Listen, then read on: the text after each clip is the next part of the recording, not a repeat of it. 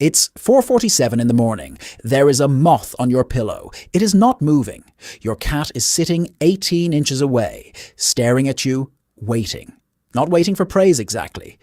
Waiting for something. And you, at roughly 40% consciousness, are now expected to perform a social ritual nobody ever taught you the rules to. Everyone tells you the same thing about this. It's a gift. Your cat loves you. That's the story. And it's warm. And it's shareable. And it is at absolute best about 30% right. Because if this is a gift, it's a strange one. It's unwrapped. It's dead. It cost nothing. And your cat fully intends to give you the exact same thing, roughly once a week, for the next 14 years. The place to start is with the thing that quietly breaks most people's mental model of cats, which is that hunting and eating are two separate programs. A cat's predatory behavior runs as a sequence. Locate, stalk, chase, pounce, grab, kill, bite, and then, at the very end, as the final item on the list, eat. The important part is that those stages are modular. Each one can fire on its own. Hunger doesn't switch the sequence on. Movement does, and a very specific kind of movement. Small, erratic, low to the ground, roughly mouse-shaped. Which means a cat that just demolished a full bowl of food is not a cat with the hunting drive switched off. It's a cat with the last stage satisfied and the first 6 still armed, like turning off the oven and leaving all 4 burners on. Your cat's stomach and your cat's trigger finger are wired to entirely different circuits, and feeding one has almost no effect on the other. Which raises the obvious question, why would evolution build something that badly designed? The answer is some genuinely miserable math. A mouse is worth about 30 calories. An average house cat burns something in the range of 200 a day, so a cat living purely by hunting has to succeed, not attempt, succeed, something like 8 to 12 times a day, every day, forever. And hunting is mostly failure. Most pounces come up with a mouthful of grass. So picture a cat that only hunted when it felt hungry. Hunger is a slow signal, and it arrives hours late. A hunting opportunity is a fast signal that lasts about 4 seconds, and then it's gone under the fridge. An animal that waits for the slow signal before responding to the fast one does not get a second chance to reconsider its strategy. Evolution's solution was blunt. Never turn it off. Kill everything that qualifies, always, and let the digestion department file its own paperwork later. And here's the thing worth sitting with. Your overfed, indoor 4-kilo house cat isn't hunting less than a wild one would. It has the same drive with none of the need. The overkill isn't a malfunction. Overkill is the specification. That explains why the kill happens. It doesn't explain how the corpse ended up on your pillow, and this is where the explanation you've probably already heard comes in, that mother cats teach their kittens to hunt by bringing prey home. That one is real. Mothers bring prey back on an escalating difficulty curve. First fully dead prey, then injured prey that moves a little, then live prey released in front of the kittens like a training dummy. Kittens who never get that curriculum end up measurably worse hunters as adults. Predation in cats is instinct plus coursework, and mom teaches the coursework. There's even a soundtrack to it. A cat carrying prey often makes a strange muffled chirp around whatever's in its mouth, and that call belongs to the same family of sounds a mother uses to summon kittens to food. So your cat arrives, drops a moth, makes an unhinged noise at you, then sits back and watches to see what you'll do. That pattern matches to teaching almost perfectly, except that neutered males do it. Females who have never had a litter do it. Cats raised entirely alone do it. The teaching program will happily run with nobody enrolled, which raises the mildly insulting possibility that your cat isn't teaching you so much as executing a subroutine in your general direction. Although, in fairness to the cat's reasoning, it has lived with you for years and has never once seen you catch anything. You leave the building empty-handed. You come back with dead animals in bags. From a purely behavioral standpoint, you're a large, slow, hairless roommate with no demonstrated hunting ability and a supply chain nobody can verify. If I were the cat, I'd be worried too.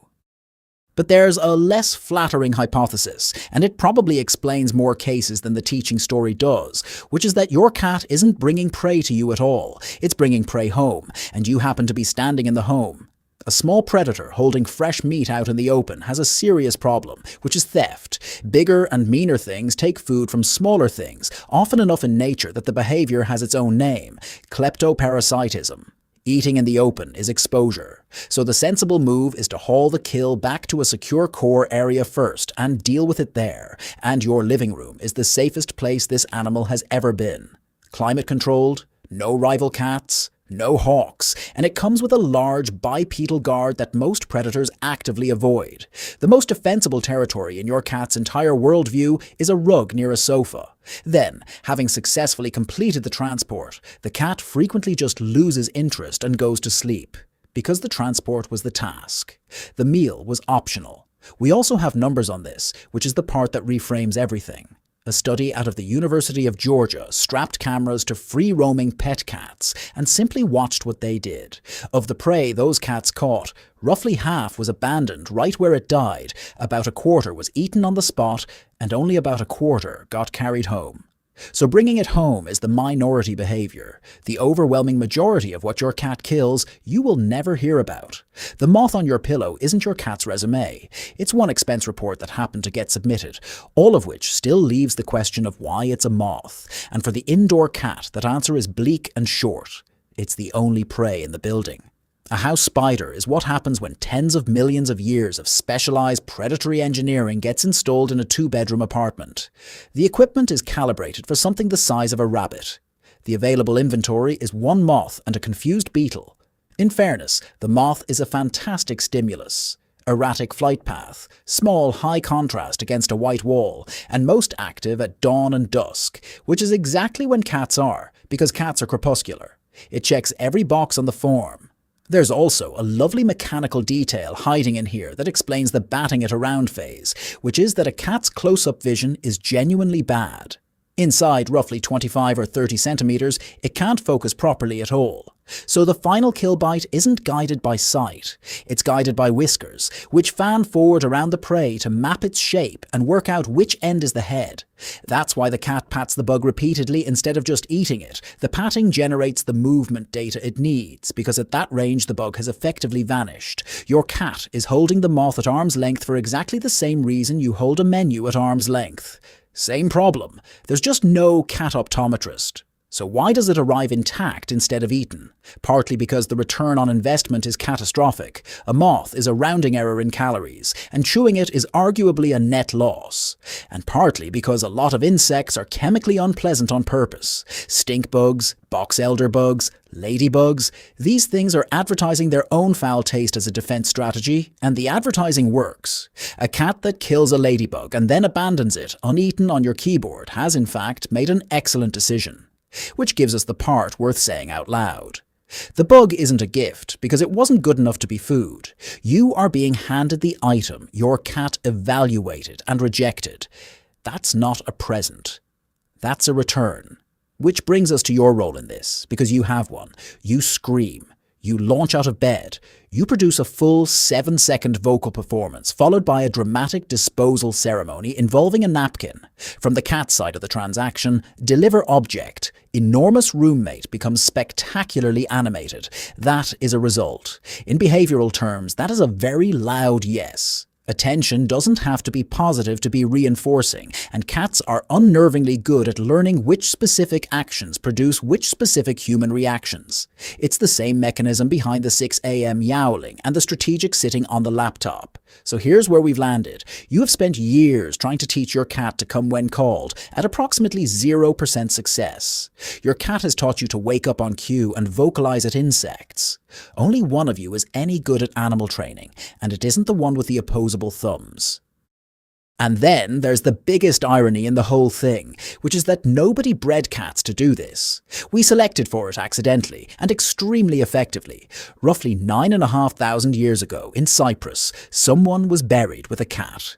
Around that same era, across the Fertile Crescent, agriculture was creating something genuinely new in the world: grain stores. Grain stores created rodents. Rodents created an opening for a small predator willing to live near humans.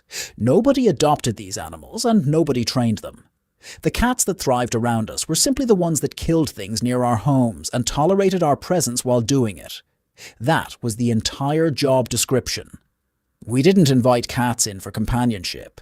We tolerated them because they produced a steady supply of dead animals in our living space. So we ran an unsupervised 10,000-year selection program for an animal that kills small things around our houses and delivers them to where we sleep. And it worked so well that the behavior now persists in animals that have never hunted for a single meal, in buildings with no rodents at all, using moths as a substitute. And our response now is to be annoyed. The dead bug on your pillow is not a misunderstanding. It's a receipt. Your cat is honoring the original agreement. You're the one who quietly changed the terms.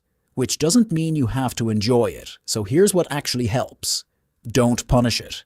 This isn't disobedience. It's the animal functioning exactly as designed, and punishment mostly teaches it to do the same thing somewhere you can't see. Instead, let the sequence finish somewhere else. Use a wand toy that moves like prey, jerky and hiding and fleeing away from the cat rather than toward it. Let the cat actually catch it, and then immediately feed a meal. Chase, catch, kill, eat in that order.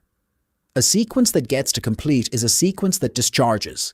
A sequence that gets interrupted stays loaded. Do that right before your bedtime rather than in the afternoon, because you're deliberately shifting that dawn and dusk activity peak away from 4:47 in the morning.